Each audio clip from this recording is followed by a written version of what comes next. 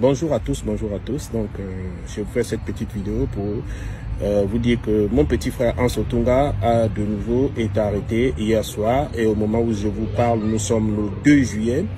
Il est depuis hier soir en garde à vue dans les geôles de la DGR. Pour la petite histoire, il faut d'abord vous situer. Quand Oligui a pris son pouvoir, il a essayé de me faire contacter par certaines personnes, me proposant, me miroitant un poste, de l'argent, des gardes du corps, etc. J'ai décliné l'offre. Ensuite, quand il est venu à Paris, des individus m'ont appelé pour aller le rencontrer, etc., voulant des photos de moi avec lui, etc. J'ai décliné une nouvelle fois l'offre. Donc Oligui, en rentrant au pays, a décidé de s'attaquer à un membre de ma famille qu'il avait au préalablement ciblé.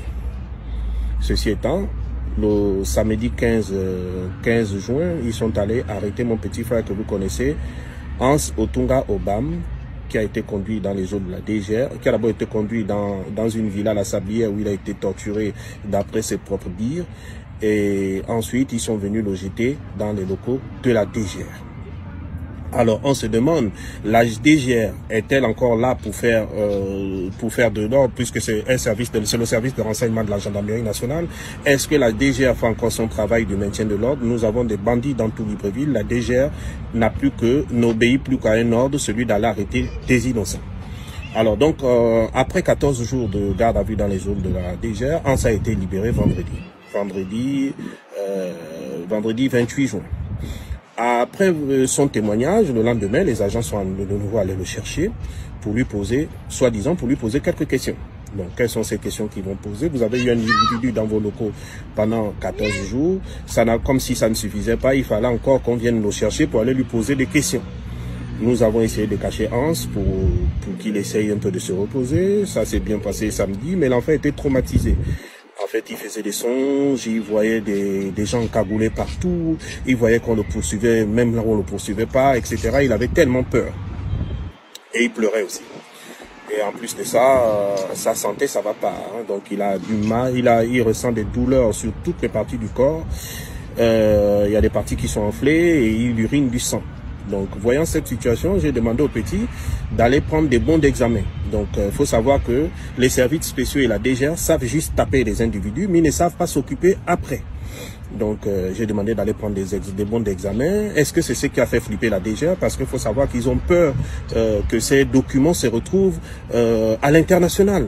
Donc, dans la soirée d'hier, ils sont allés chercher l'enfant. Pendant que le petit est tellement mouché, il a subi un choc psychologique et un choc physique, puisqu'il urine du sang et il a certaines parties de son corps qui sont enflées.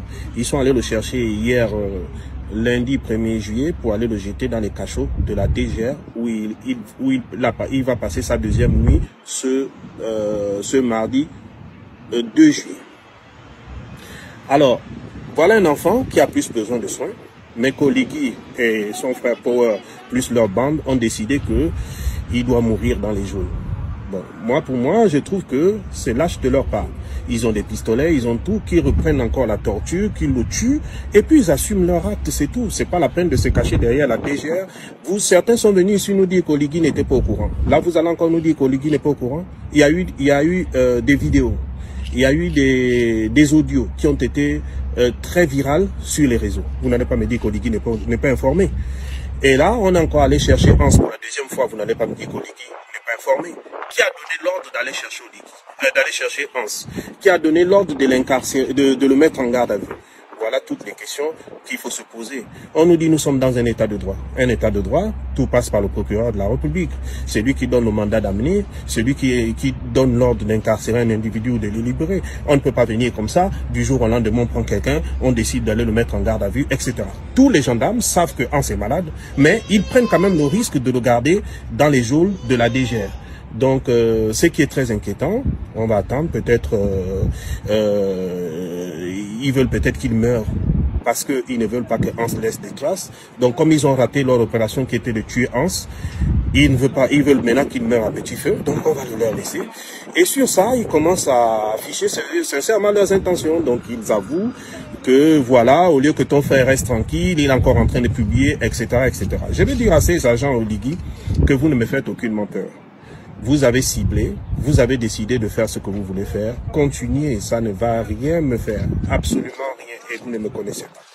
Donc si vous allez arrêter mon petit frère croyant faire pression sur moi, ou croyant qu'il est celui qui est mon directeur de conscience, ou croyant agir psychologiquement sur moi, vous perdez votre temps. Et soyez-en sûrs, je ne reste pas que les bras croisés. De mon côté, je me bats. Je ne vais pas vous dire ce que j'entreprends comme action, mais dans quelques temps, dans quelques jours, dans quelques heures, vous allez commencer à voir les conséquences de mes actions. Donc voilà, je reste serein, je suis là, et je vous regarde faire votre cirque. Donc, j'ai simplement dit que si Oligui et Power, tous, ils sont des hommes qui prennent le fusil, le pistolet, qui terminent directement avec l'enfant, c'est pas la peine de vous cacher derrière de faux fuyants, derrière des gens et tout. Il a déjà lâché la bombe est déjà lâchée à l'international, ça a déjà été écouté, tout le monde nous a déjà écouté, parce que j'ai même reçu des appels que vous n'imaginez même pas, en provenance des coins que vous n'imaginez même pas. Donc la bombe est déjà partie, elle est partie. Voilà, c'est pas, vous ne pouvez plus l'arrêter. Vous pensez juste que votre cirque intéresse des gens ou quoi que ce soit, allez-y, faites-le, faites-le. Mais soyez sûr que nous sommes des humains, nul n'est éternel sur terre, et aussi, aucun pouvoir n'est éternel. Quand vous faites votre cirque, faites-le bien. Prenez soin de ne pas laisser des traces, parce que comme je vous ai toujours dit, l'avenir est aveugle.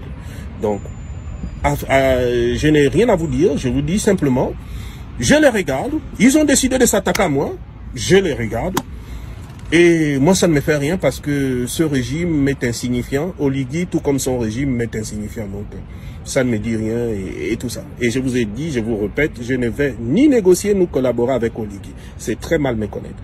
Donc il fasse ce qu'il veut, il a décidé d'agir comme un lâche, qu'il continue, voilà, et voilà, ceci étant...